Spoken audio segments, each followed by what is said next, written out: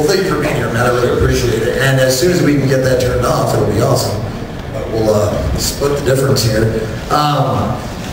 So first of all, I just wanted to say, when I look at that, I look at essentially and I don't know if you guys agree with me, but I see pretty much a TV quality, episode up there. How much did something like that cost?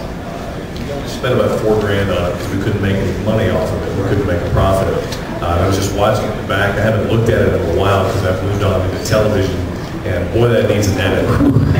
There's some dead spots in there. I apologize. But yeah, we only spent about $4 grand. We got the 501st Legion involved, obviously, so we get a Darth Vader and some stormtroopers. But mainly it was about making it feel like Star Wars as opposed to look like it. You know what I mean? So everybody worked very hard. We had about 75 people in, but we had a really good time. So I guess my question is, how do you get the 501st and get all those volunteers? I got to imagine it's got to be like herding cats, right?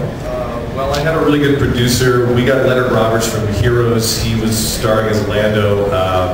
The 501st were actually not the easiest people to convince. They were afraid that Uncle George would be mad at them. And the biggest problem is that we were doing something that no one had tried before. Let's do a blaxploitation Star Wars thing with Lando as the hero, and everyone got very excited about the idea, but there were a lot of scared white folks who were like, well, what if black people get offended? Guys, really, I don't know why they were worried about that. We ended up getting millions of views on the web. We got a nice letter from George Lucas. He screamed at Skywalker Ranch and thought we did a great job. We had some help from them, but I mean, it was just kind of a way to get our production noticed. So. And so this was how has that benefited you as this film getting noticed? Well, it got me management, allowed us to open our doors as a TV production, and we just finished shooting a television pilot based on this, but it's not Star Wars based. It's Shaft in space, but there's no Star Wars. Now, how many of you out there have seen the documentary Comic-Con Episode 4, The Fan's Hope? It's a Morgan Spurlock documentary. Have any of you seen that? It is really, it's a really fantastic documentary, and I don't know if you know, but the art director, correct, was this man right here. How did you get involved with that project? He just called me. Somebody stumbled across my website. I've done a bunch of projects with Stanley, and that might have had something to do with it, but I just got a phone call one day and said, would you please do ridiculous amounts of art in no time for no money? So it was great. But I got to do the poster, and it seems to be doing well in theaters. So.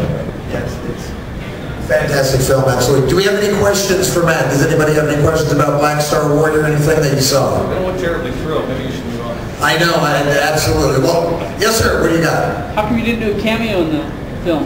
Oh, do I really? You don't want me in front of you. I'm plenty comfortable behind the camera. Awesome. Well, I really appreciate you being here today, Matt. Oh, yeah. How many locations did you film? Everything was shot in one room. It was a 50 by 75 stage. We just had wild walls there, stage flats that you can move around.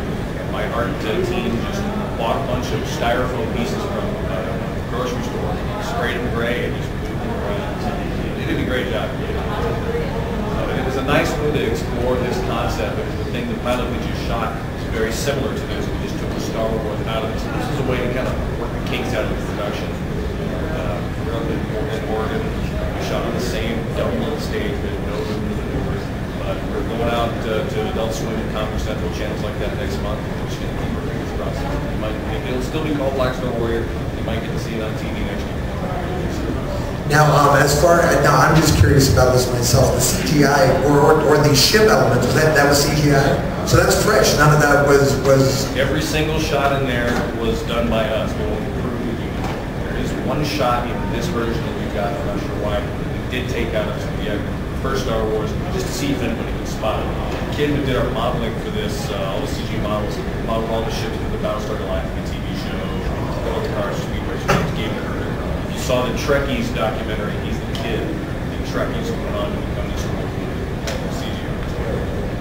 Well, thank you very much, Matt. Oh, yes, another question, please. Real quick, how did you do Darth Vader's voice? That's a guy named, he calls himself Dr. Smooth. I'm trying to think of his name, Dan something. He gets hired by G4 Television and whatnot to do the Vader voice. Oh, really? I think I ran into him at Comic-Con. He was a fan of my art a couple years ago. He's brilliant. Yeah. He sounds just like sounds he did like all the vocals yeah. himself. Just sent me a tape. It's unbelievable. It's great. Any further? Yes, sir. So what's the story with the power?